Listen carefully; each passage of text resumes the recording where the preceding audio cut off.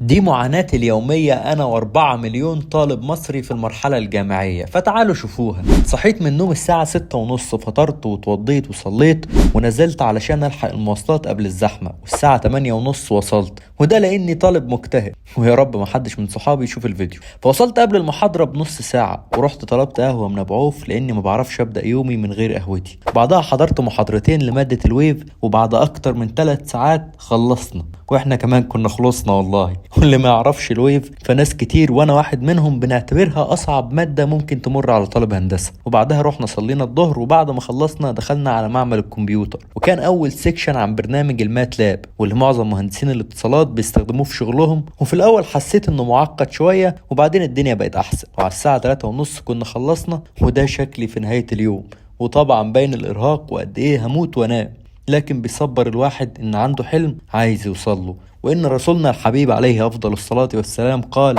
من سلك طريقا يبتغي فيه علما سهل الله له طريقا الى الجنة. وبعدها رحت ادور على مواصلات عشان ارجع البيت، وكالعادة وقفنا في موقف اسكندرية حوالي ساعة علشان نركب. وده كان يومي كطالب هندسة اتصالات والكترونيات في معهد اسكندرية العالي للهندسة والتكنولوجيا. فلو عايزين نشارككم حياتي الجامعية وازاي بستغلها صح، لان الجامعة مش مذاكرة وبس، اكتب لي في الكومنتات، ولايك واشتراك، واستنوا الجديد علشان كله مفيد.